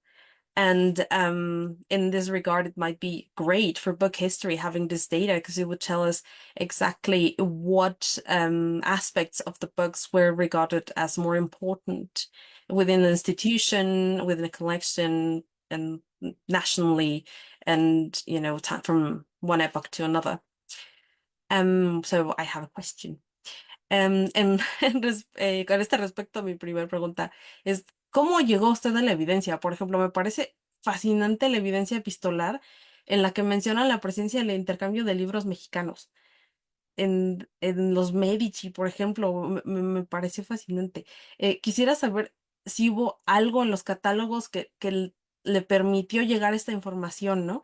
Mucho se ha discutido si las bibliografías de los catálogos deben ser extensas o bastante breves, ¿no? Y sobre todo después de la pandemia que tuvimos que acceder a los objetos era imposible y pues confiábamos en todo en el catálogo, ¿no? Quisiera saber qué hubo en los catálogos que le ayudó y si existiera algún dato en particular que usted hubiera querido que estuviera en el record de Lighten para hacer la vida más fácil. My question to the doctor is how he managed to get to the evidence, for example, in the letters that he finds, that I think it's fascinating. And what is his view on catalogs and what was there in the catalogs that aided him in finding this information, or whether he considers that catalogs ought to have more thorough item records or they should be kept brief, and if he wished that there was something that might have helped him in finding this information in these catalogs. Ok, creo que esta pregunta es muy importante porque habla sobre precisamente la necesidad de desarrollar catálogos con suficientes referencias y con información no solamente de la descripción material de cada objeto, sino también sobre los estudios de proveniencia, ¿no? Y bueno, hay muchos estudios de proveniencia y creo que la necesidad de incluirlos en los catálogos demuestra su utilidad con investigaciones como esas, ¿no? El doctor Suárez ha hecho mucho hincapié en la necesidad de hacer estos estudios de proveniencia e incluirlos en los catálogos. Es decir, ir viendo cómo las piezas que están en una biblioteca, en un museo, en un archivo, y sobre todo en bibliotecas y en las fichas catalográficas, poder incluir los antiguos propietarios, cuando esto es posible rastrearlo, ¿no? Y afortunadamente ya no utilizamos catálogos de papel, porque si no las fichas serían gigantescas. Y entonces en las fichas catalográficas se puede incluir perfectamente esta información y ya hay muchas bibliotecas que lo hacen. No quisiera hablar por los archivistas porque creo que los fondos archivísticos tienen sus propias características y además no todos los fondos archivísticos podrían, supongo yo, algún archivista aquí en el público que nos corrija, no creo que todos los archivos pudieran incluir este tipo de información, no sé qué tan pertinente sea, pero por lo menos en el caso de fondos bibliográficos creo que es muy pertinente y creo que sí es posible hacerlo. Tampoco quisiera aventurarme tanto con los catálogos museográficos, aunque una cosa en la que yo insisto un montón es que podemos aprender un montón de cosas de la experiencia museográfica. Yo creo que la arqueología y la museografía son dos disciplinas a las que la bibliografía y la bibliotecología les puede enseñar un montón. Si quieres te dejo traducir esa parte. Okay. In regards to cataloging, he mentions how it is important that we have enough information in the catalog, not just speaking about the bibliographic code of the book, as Megan would say, but he mentions that we have a need to include provenance in catalogs because it has been proved time and again how it is of use and how it has been made use of for very important studies and for academics. And he mentions the work of Dr. Suarez, who I believe was here the day before yesterday, and how he mentions it is very important to include into these records the details of previous ownership. And Dr. Aviles mentioned something which is very important, that we no longer have the restriction of having item records on paper, or we would have to have like a very long drawer to be able to fit this in. And technology is now allowing us to have more information contained in smaller spaces. So we should make use of that technological advantage. And regarding the work of archives and archivists, he mentions that perhaps it might not be pertinent for every archive to do this. And certainly not all of them will be able to put this evidence into their catalogs. But as far as heritage collections go, it might be a good thing for them to make an effort and to include this information in their catalogs. And he also mentions how bibliography and the studies of the book might learn something from the methodologies of museology and archaeology that might be valuable for us as historians. Ahora, en mi caso particular, bueno, primero, me gustaría recordar a todos los que ya la conozcan y los que no, señalarles la existencia de un proyecto fascinante llevado a cabo por la doctora Cristina Dondi, en donde va rastreando la existencia de incunables europeos a lo largo de bibliotecas alrededor del mundo. Y entre la información que incluye la doctora Dondi, se encuentra también la proveniencia, los diferentes lugares en los que estos incunables han estado. Entonces, en muchos casos se puede rastrear el camino que ha seguido un documento, bueno, un incunable, y se encuentran cosas fascinantes, ¿no? Viajes de ida y vuelta entre países, entre océanos, y creo que ese modelo es uno de los más pertinentes a seguir. Pero antes de la doctora Cristina Dondi, hubo muchísimos especialistas que trabajaron a nivel local o entre algunos países. Por ejemplo, en mi presentación aparece Joaquín Fernández de Córdoba, que fue a rastrear lo que él llama los tesoros bibliográficos mexicanos en los Estados Unidos. Y él no es el único. Por ejemplo, Eulalia Guzmán, que fue otra historiadora mexicana muy importante, hizo un estudio similar en Europa y se tuvo que detener por el estallido de la Segunda Guerra Mundial. De no haber interrumpido su investigación, la doctora Guzmán hubiera alcanzado a cubrir países en los que ahorita tenemos poca información, pero la doctora Guzmán alcanzó a visitar bibliotecas y archivos italianos, bibliotecas de archivos alemanes, franceses, y su plan era seguir con bibliotecas de Europa del Este. Right. In regard to these provenance studies, Dr. Aviles mentions the work of Cristina Dondi, which she has done this tracing of European incunables, and she has managed to recreate the sort of path of the books. And she has a copious provenance info into this research that she has done. If I am not mistaken, they even have maps regarding the way the book has been going through the path, which is fascinating. So if you have a chance, go to look at that. And he also mentions the work of Joaquín Fernández de Córdoba, who went to trace what he calls Mexican bibliographic treasures in the USA. And he also draws attention to the work of Eulalia Guzmán, who did a similar work to Fernández de Córdoba in Europe, but due to the beginning of World War II, well, her study was interrupted. And she managed to cover countries such as France and Germany and Italy.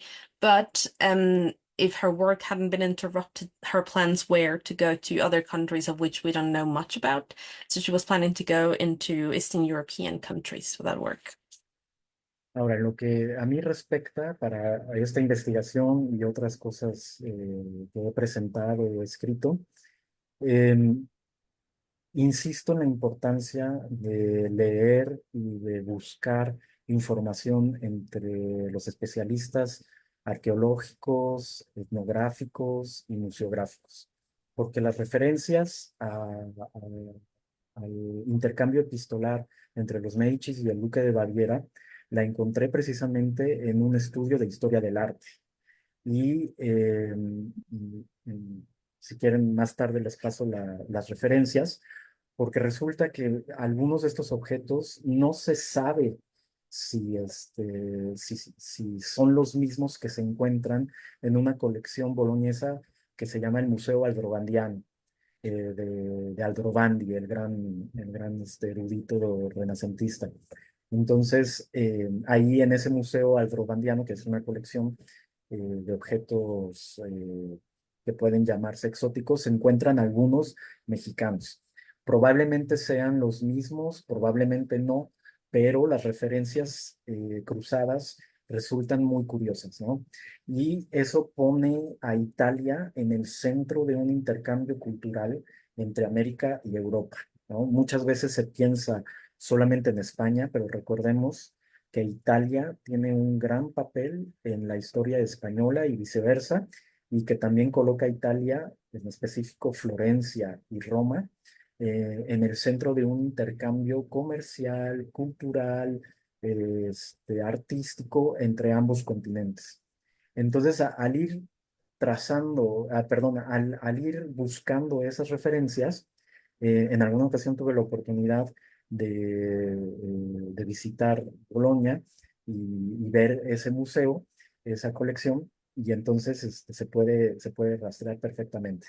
Y también gracias a los trabajos de publicación de intercambios epistolares, sobre todo en el caso mexicano, la maestra Emma Rivas Mata, que es una de las grandes especialistas en bibliografía mexicana, y que su metodología es muy valiosa porque busca las fuentes en los intercambios epistolares. Entonces, es gracias a esos trabajos que pude llegar a esta información y rastrear todas estas referencias. Okay. Okay, this is really fascinating. He mentions again the importance of looking for information in the work of other specialists. And for example, he mentions how the letters that he found from the Medici, he found in a study of history of art. And he also draws attention to how we tend to focus on Spain when it comes to the cultural exchange between our country and Europe. But he draws attention to Italy and how Italy, and specifically Florence and Rome, were at the center of the cultural and economical exchange with America. And he mentioned in his presentation to this Bolognese collection which is found in a museum of the exotic, so to speak, and where he was able to find the books that he mentions and that he found in the letter evidence that he mentions in his presentation. And he also mentions the work of academic Emma Rivas, who is very important because of her methodology, because she looks for the sources within letter exchange, which is what allowed him to find the letters that he told us about between the Medici and the books that he mentioned there, the Mexican treasures in the Bolognese collection. Ok, continuamos y creo que tal vez sería buena idea ver preguntas del público, porque si no, yo me voy a quedar aquí hablando por siempre y para siempre. We're going to go now with a few questions from the audience. Please, again, just to remind you, if you've been attending this seminar and if you've got 3 attendances, please sign up in the form that is at the very top of the chat box, where you'll be receiving your certificate for attending the sessions. So here we go. At the beginning we have, tenemos a Alicia Guerrero Jiménez que dice buen día. Marisol Guzmán, buenos días. Xochitl Martínez, buenos días. Saludos desde Quito, Ecuador, de Cristian Saltos. Tonantzin Nayeli Arias dice presente, buen día. Muchos saludos de buenos días. Carlos Espíndola dice muy buena exposición. María de Los Ángeles Garfias López dice gracias por la valiosa información. Felicitaciones, doctora Vilés. Ok, Paulina Ornelas dice, ¿podría proporcionar el autor de Tesoros Bibliográficos de México? Eh, Sí, es Joaquín Fernández de Córdoba. ujú. En realidad, el libro de Tesoros Bibliográficos apareció primero como artículo en la revista de Historia Mexicana del Colegio de México. Ahí pueden descargar los 2 artículos que fueron publicados originalmente y más tarde fueron reunidos y corregidos para publicar este libro en la editorial Cultura. Me parece que ya desapareció, desgraciadamente. Entonces, si no encuentra el libro, porque pues, ya no se edita, puede descargar desde la página del Colmex los artículos originales. Right, for those of you who would like to look into the work of Fernández de Córdoba, Dr. Aviles mentions how this book was first set forward as a pair of articles published in Revista Mexicana de la Historia Mexicana from the Colegio de México here in Mexico, and then it was gathered and corrected and printed by a printing house that no longer exists. So if you're not able to find the book, you can look into the digitalized material from the Colegio de México and their magazines, and you'll be able to find the work of Fernández de Córdoba there. Está en los números de 1956 y 1955 en la revista Historia Mexicana. All right, he mentions how it's in the volumes between 1955 and 1956 in the magazine of Mexican history. Ok, tenemos otra pregunta de Rebeca Mireles que dice, ¿las instituciones públicas, por ejemplo la UNAM, ha realizado algún estudio o proyecto para recuperar algún día nuestros códices que nos corresponden? Es una pregunta complicada en ciertos sentidos. En primer lugar, porque sobrevivieron muy pocos códices. Y los que conocemos, la mayoría fueron elaborados inmediatamente o poco después de la conquista. Entonces, primero habría que categorizar y luego, segundo, valorar qué tanto vale la pena recuperarlos, porque como ya lo expuse, creo que cada uno de estos objetos o cada una de estas colecciones merecen un estudio particular y la recuperación o la restitución, como lo queramos llamar, ya entra en ámbitos políticos que yo no quisiera comentar en un espacio académico. Ok. Rebecca Mireles poses a question whether our public institutions have conducted a study or is there a project to recover our codices? Dr. Aviles mentions how this is indeed a very complicated question. First, because very few codices survive. Most were immediately made after the conquest. So it would be a matter of categorizing and really trying to weigh whether it's worth bringing them back here. Especially because, restitution or recovery, as you would call it, is now also a political act. And it might not be the best idea to discuss politics in an academic context like this one. So we're going to leave that at that. Lo que sí quisiera agregar es que hay muchos estudios de muchos de estos códices y que muchos de estos estudios no son recientes en el sentido de que se han estudiado desde hace mucho, se siguen estudiando, se sigue descubriendo cosas nuevas cada vez que se estudian. Entonces, por ejemplo, mencioné los estudios de la doctora Celia Nuttall, pero esos estudios, por muy innovadores que fueron hechos a principios del siglo XX, finales del XIX, y se han vuelto a hacer estudios. Es decir, no impide el lugar en el que se encuentran muchos de estos códices, no impide que se sigan estudiando. Por supuesto, simbólicamente es apetecible para muchas personas y para muchas instituciones tener esos códices en México. Pero afortunadamente, en la mayoría de los casos, el acceso sigue siendo posible, ya sea por sus condiciones de conservación o por políticas de la institución. All right. He just wishes to mention how there have been and there exist several studies regarding our codices and how even if a study, which he mentions from Celia Nuttall, it happened at the beginning of the 20th century, it's still we're still able to add on to that research. The research can develop and continue to develop, and there's nothing stopping us from adding and evolving the research of this codices.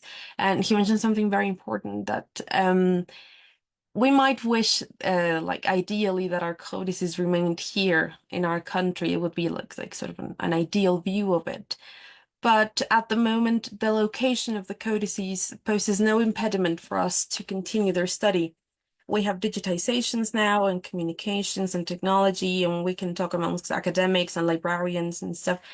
And so there is really not a big impediment. I mean, it might be ideal to just look at them physically, and some lucky people might be able to do that. But at the moment, it is not a big hurdle for us to go over in order to study these codices.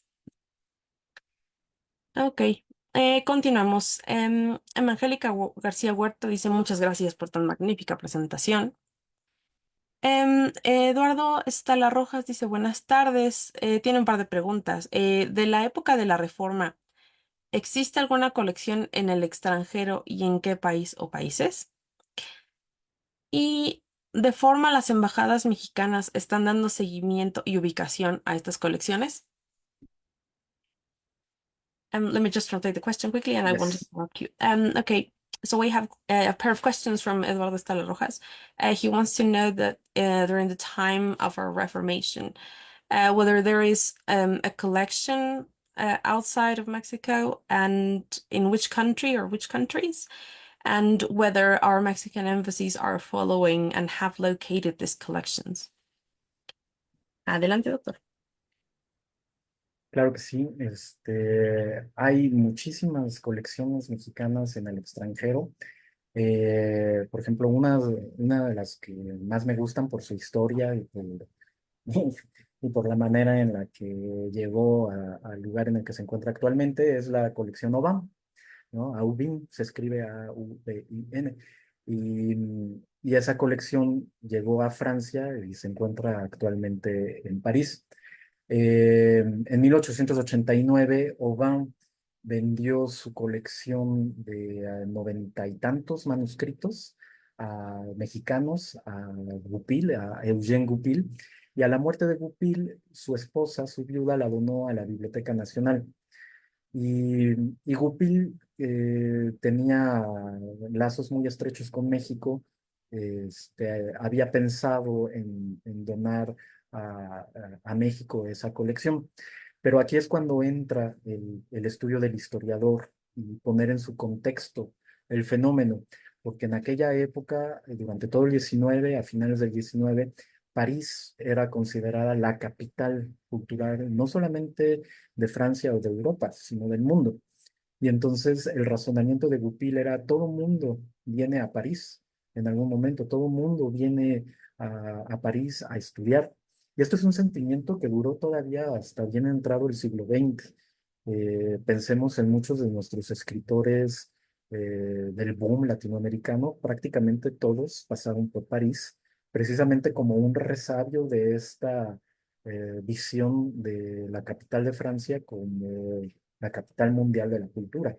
Entonces, Goupil se encontraba, cuando en la época de Goupil, París tenía este prestigio y lo sigue manteniendo en cierto sentido como capital del conocimiento, y entonces decide donar su colección a la Biblioteca Nacional de Francia, y la viuda respeta sus deseos y entonces tras su muerte la dona a, este, a la Biblioteca Nacional. En muchas bibliotecas estadounidenses hay un montón de colecciones mexicanas adquiridas por Bancroft, adquiridas por Carl Hermann Berndt.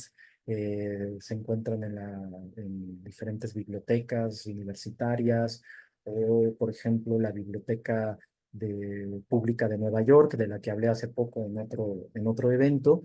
Tiene muchos papeles de un gran coleccionista de americana que se llamaba Henri Harris.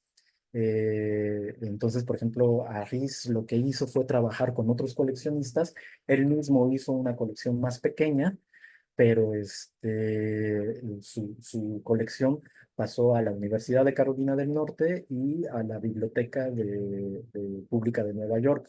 La de Berendt, que fue un arqueólogo y bibliófilo que reunió una colección mexicana y centroamericana, trabajó muchísimo en Veracruz, en Yucatán, en Honduras, en Tabasco. Toda esa colección se fue a la Universidad de Pensilvania.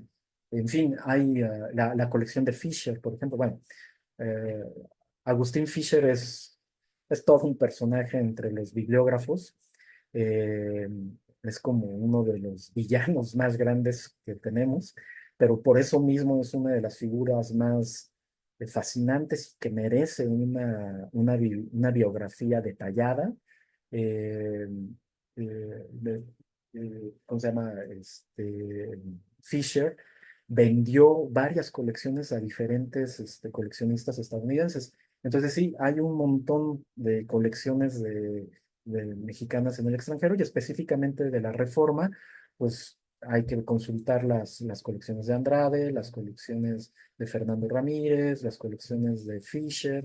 En fin, hay un montón de colecciones que se encuentran en Estados Unidos, en Texas, en California, en Nueva York y por supuesto en Londres. All right. Regarding the collections that may be outside of our country, he mentions that there are many, and he mentions quite a few. For instance, the collection Aubin, which is in France, in Paris, and which in 1889,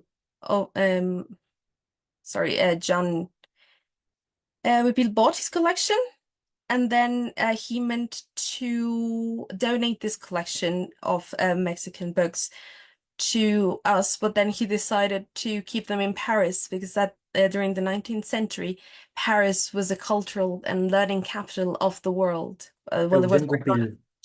the Jean Goupil, yeah. Mm. But then he died, so his widow decided to respect his wishes, and his collection was donated to the Bibliothèque Nationale de France. And yeah, because she thought everybody went to Paris to study, so she was keeping it all contained where it was needed. And regarding the collections in the US, there is plenty of them. He mentions the Bancroft collection, and he also mentions the collection of Aris, which is now the documents of Aris, which is now in the New York Library. And he mentions that it's his collection of Americana there. He also mentions a collection of Berendt, which was a collection of documents from Mexico and from Central America, which is now in the University of Pennsylvania. And he also mentions quite the character, who is Agustin Fischer, who is regarded by many as the villain of our story. Well, one of the villainous characters of bibliography, because he happened to sell several collections to USA collectors. And in reference to the libraries during the Reformation, he mentions we should look at the work of Fisher, and to Fernando Ramirez, which is also one of the collectors, and Andrade, which he mentions here in his presentation. Okay, I think we're going to continue with a couple more. We have a little more time. Rocío Sánchez Hernández dice, magnífica presentación, doctora Áviles. Gracias. Pregunta, ¿se tiene fecha o estudio de las posibles subastas que se hacían con estos materiales documentales? Y manda saludos desde el INAH. Hay algunos estudios particulares. Perdón. No.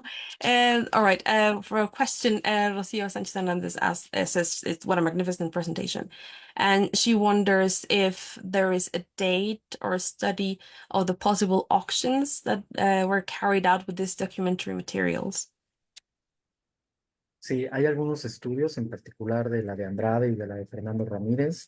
En la medida de lo posible, pues se hace sobre todo el contexto, porque francamente hacer el estudio del inventario es un estudio muy, muy, muy especializado y que se requiere más bien para estudios de descripción bibliográfica o de catalogación. Pero sobre las subastas, sí, sí hay varios estudios. Vuelvo a citar a la maestra Emma Rivas. Hay algunos aquí en el boletín de la Biblioteca Nacional, artículos muy puntuales. Así a la mente, de bote pronto, recuerdo uno del doctor Alejandro González Acosta sobre la venta, si no me equivoco, de la biblioteca de Fernando Ramírez. Y en algunos otros, en algunas otras publicaciones. La doctora Emma Rivas, cada vez que ha presentado, perdón, la maestra Emma Rivas, cada vez que ha presentado sus trabajos epistolares, por ejemplo, las de Fernando Ramírez con Icas Barceta, la de Icas Barceta con Aris, que son algunas de sus publicaciones, en sus capítulos introductorios siempre hace referencia y contextualiza las ventas de esas bibliotecas.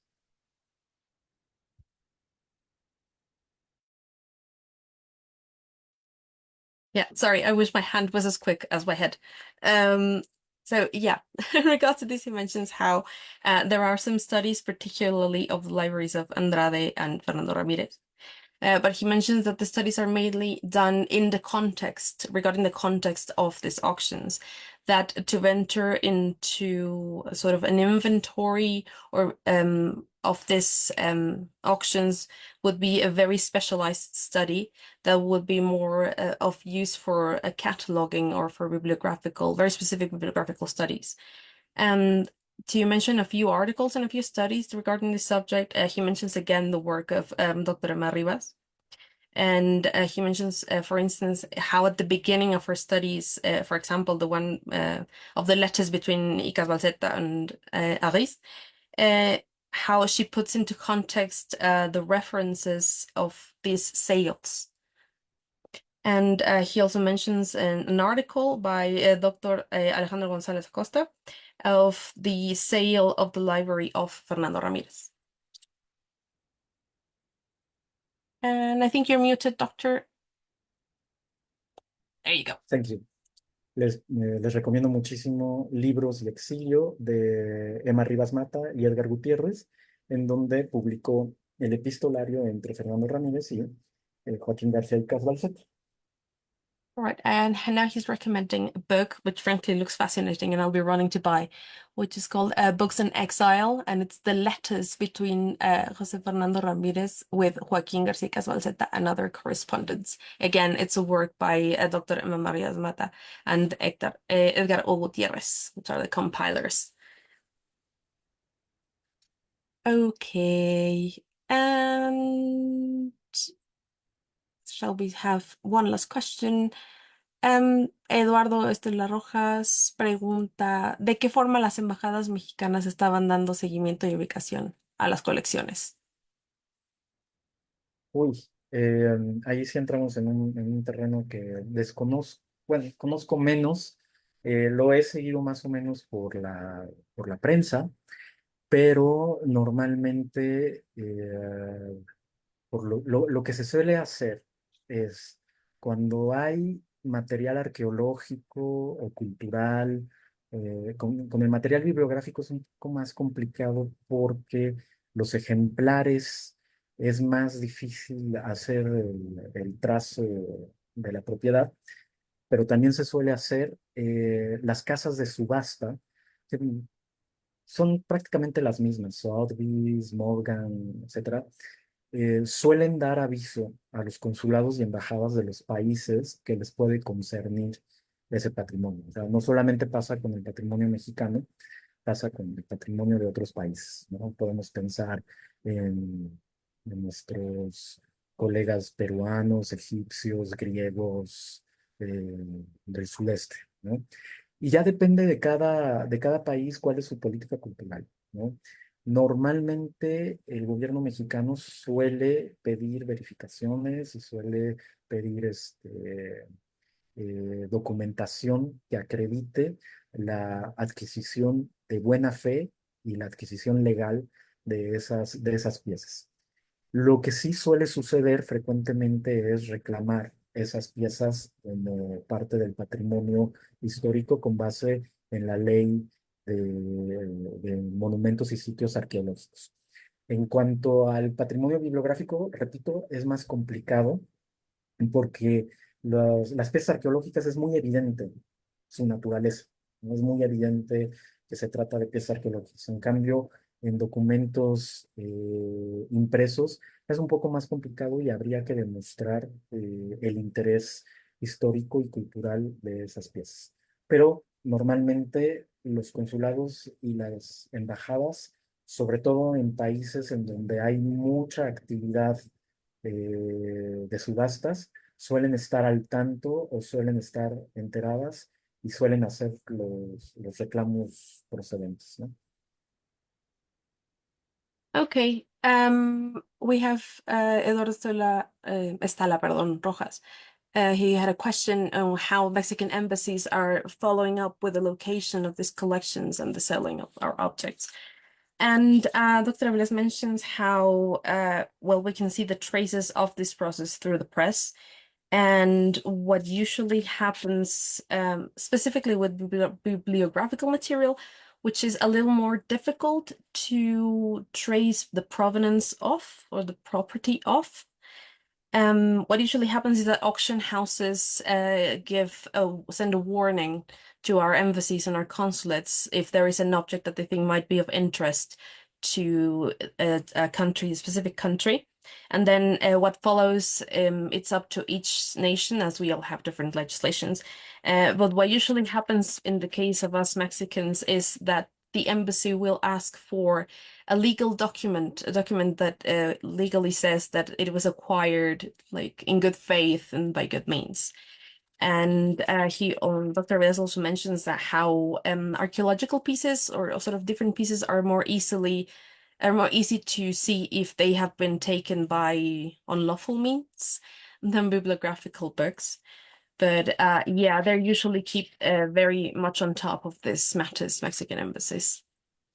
De ahí la importancia de las descripciones materiales en los catálogos y del estudio de las marcas de propiedad. Porque si esa descripción que se encuentra en catálogos coincide con el objeto bibliográfico subastado, la reclamación puede ser más fácil. Mhm. And he also mentions how, in this case, it is very important to have very detailed descriptions of the provenance and of the ownership marks in the objects. Because if it matches something that is already in a catalog or has been already written somewhere, it is a lot easier to recover the object. Ok, creo que hemos llegado al fin de esta plática el día de hoy. Creo que quedaron algunas preguntas, pero estoy segura que el fabuloso equipo de UNAM UK les hace llegar después las preguntas a los académicos. Entonces, cedo la palabra a mi querida doctora Gracias. Elena González. Muchísimas gracias, Mónica, por la excelente moderación y a Pablo por una presentación extraordinaria, también muy inspiradora de muchas cosas. Les damos un fuerte aplauso a los dos, virtual, con mucho agradecimiento para el seminario interdisciplinario de bibliología del Instituto de Investigaciones Bibliográficas y el Centro Cultural Tonalá de la Universidad de Guadalajara. Pues nos vemos para la cuarta y última conferencia, que será el próximo martes. Tendremos un enorme placer en recibirlos otra vez. Muchas gracias y que estén muy bien. Hasta luego. Muchas gracias.